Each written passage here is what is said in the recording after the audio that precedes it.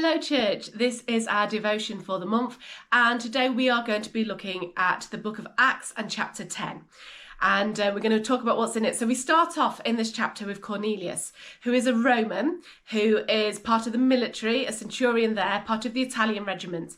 And he's a devout man. He gives generously to the poor, and God receives this offering of his generosity, of his devoutness. And he sends an angel so that he can hear the full special revelation of Jesus Christ. And the angel tells him to send men to find Simon Peter. So that's what he does. He sends three men off to go and find Simon Peter. Meanwhile, Peter is on the roof of his building. He's on the roof, he's praying, he's waiting for a meal, he's a bit hungry, and at the same time God sends this vision, and it's like heaven opens, the sheet comes down, and all of the things that Jews are not allowed to eat, the hooved animals and the reptiles, but all of these animals appear on this sheet, and God tells him to kill and eat. And so Peter says, surely not, God, I am devout, I follow your laws, I will not eat these things. And God says, don't call anything impure or unclean that God has made clean. And this happens 3 times. You might remember that a lot of things happen with Peter 3 times. Anyway, so God makes it really clear to him. Peter's having a bit of a revelation here. As this happens, the men who've come from Cornelius arrive. God tells Peter they're safe, go with them. He's obviously a little bit worried. So he welcomes them in, and then the next day they all travel to go and see Cornelius. Cornelius has gathered his friends and his family, and they're all there ready to hear. And so Peter comes in and he points out, well, it's not really right for me as a Jew to mix with Gentiles, but God's shown me not to call anything impure or unclean that he's made clean. So why am I here? And then Cornelius explains the meeting he'd had with an angel. And so Peter begins to share the gospel. And as he shares the gospel, there's a lot of very Jewish factors in it at first. There's the talk of the Jewish cities that it happened in, the Jewish prophets that had promised this, the Jewish witnesses that had seen all this. But at the same time, Peter's language starts to become more universal. He starts to talk about Jesus being Lord of all, and that anybody who asks for this forgiveness can receive it.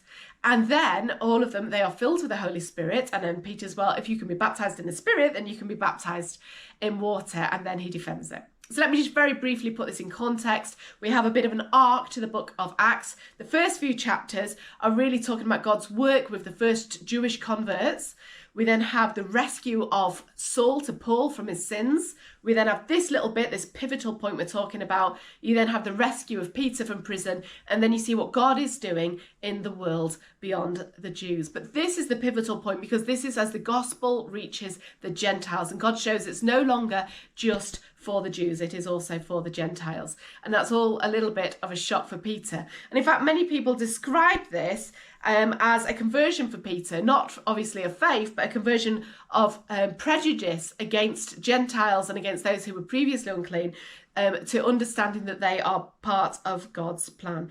He's doing this in front of someone who really represents, as I mentioned with Cornelius, all of these factors of a foreign government and an oppressor. Peter then goes on to actually defend this move of God changing things from being just about the Jews to being universal, before the council and before everybody.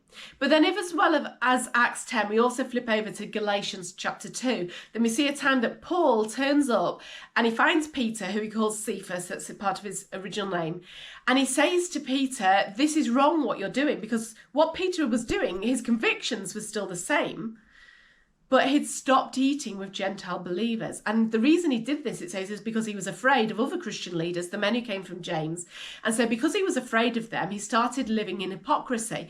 He still believed that the gospel was for all people, but he didn't want to actually do it in his daily life. He didn't want to eat impure food. He didn't want to eat in a way that felt unnatural to him, that felt culturally wrong to him. But God had told him something different. And so Paul had to stand up and say, you're not walking in line with the gospel by your behaviour. And Paul had to reprimand and challenge him, because even people like Barnabas were being led astray by Peter's behaviour.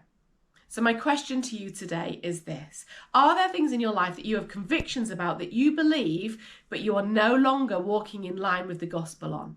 Or that you feel very uncomfortable on? Maybe you're afraid of other people's opinions, whether they're in the church or outside of the church. And so because of that, you're not living in line with the revelation that God has given to you. Your actions, your behaviour needs to be in line with the gospel that you have received and believed. God bless you in all that you do this month.